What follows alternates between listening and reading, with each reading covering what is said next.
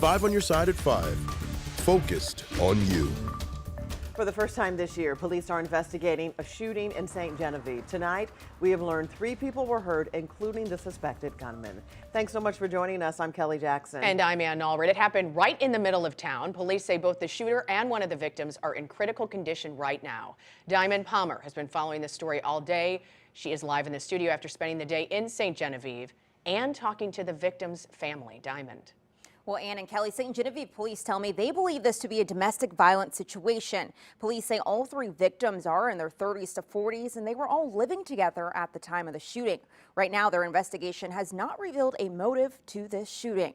Police say at 10 a.m. this morning in the 400 block of Market Street in St Genevieve, a male suspect shot 2 victims, including a man and his wife, inside of a home.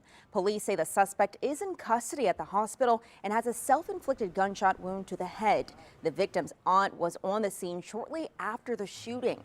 She confirmed to me her nephew, Jeremy Dickerson, was best friends with the suspect and they had lived together for nearly a decade. Dickerson was shot in the chest and hand, listed in critical condition, and his wife was shot in the leg in serious but stable condition.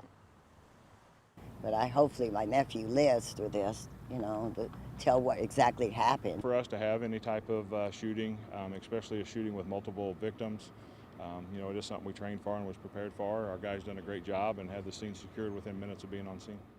St. Genevieve's police chief says his department is also working with their sheriff's office and will plan to release more information this evening or weekend. The Missouri State Highway Patrol is helping process the scene. 3 men in St. Charles County pleaded not guilty this morning, the day after they were charged in connection with a human trafficking case. They're accused of holding a 20-year-old man from India captive and brutally beating him for months. Our Justina Cornell has this very latest in this disturbing case. Justina. Yeah, well, right now, those 3 suspects have been referred to a public defender, and they're being held without bond. Now, we're told the Eastern District of Missouri Human Trafficking Task Force is assisting St. Charles County with this case by providing 2 detectives to be with the hospitalized victim. And they say the International Institute is working to provide shelter and resources. Now, just 24 hours ago, the St. Charles County prosecuting attorney said the victim was brought over from India through a student visa, and his cousin, also the main suspect in this case, said he would be a sponsor for him to go to college. However, that never happened, and instead police say that victim was forced to do labor without pay and violently punished if he didn't do it. Now, earlier today, I spoke with the executive director of Gateway Alliance Against Human Trafficking, which provides education and assistance to create systemic change. She said in this specific case, it's common to see these victims isolated and given false hope. The individual similar to this case was promised that they are coming over here for a better life, to have better education, to make their own life. That false promises, when they come over here and when they don't see that's true, they are going through torture. So all of those dreams that these people brought in here have broken. Now, all 3 suspects will face the judge again on December 7th, where they will have a bond hearing. As for human trafficking cases and reporting it, you can call the National Human Trafficking Hotline at 888-373-7888. Now to our weather first forecast. Our team is tracking some more rain for the weekend. Yeah, it's going to be kind of a dreary weekend, Jim Castillo. Yeah, but not a total washout, which is great. So we had some rain, about a half an inch to an inch in most areas from this latest system, and still some showers out there now. And looking around the entire area, it is cloudy and a little bit breezy with a few showers. And the Weather First Doppler radar showing those showers east of Collinsville now and all the way through Fairview Heights, O'Fallon, Illinois, and also Belleville. But you look further to the west, a couple more showers popping up in western portions of St. Charles County. So can't really rule out a light shower or drizzle early. And then we're just cloudy during the night and then some patchy fog. But more rain comes in late evening on Saturday. So Collinsville has their Christmas parade Saturday starting at 5:30 p.m. And at this point, it looks dry for that.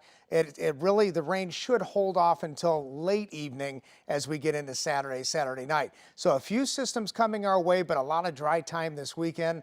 And I'll time out the rest of the rain coming up next week and those numbers, the temperatures, in just a few minutes. Seniors living in the city of St. Louis can soon apply for property tax relief. But there is a bit of a catch. Our political editor, Mark Maxwell, is here to explain. Kelly and Ann, counties all over Missouri have been green-lighting this property tax freeze for seniors after the State House and Senate passed a law to authorize it. Some counties set up age limits and property value caps on who can qualify. But in St. Louis, it's when you can qualify that will keep most seniors waiting on that relief. The Board of Aldermen approved a plan to freeze property taxes in place for qualifying seniors in city limits. If you're a senior on fixed income, you know that every dollar counts when you're trying to pay your grocery bill and buy your medications every month. A fiscal note in the board bill estimates most seniors would save $50 to $75 a year. When you're in that fixed income, you don't have any additional money coming in, but the cost of everything around you, from gas to eggs to clothing, is rising. Any type of savings can really go a long way. Roughly 6,600 seniors 62 and older own a home in city limits. 97% of them own a home worth less than $500,000. For those seniors who apply with the assessor's office, they can freeze their property taxes in place. So what if every qualifying senior applies every year? What impact might that have on city finances?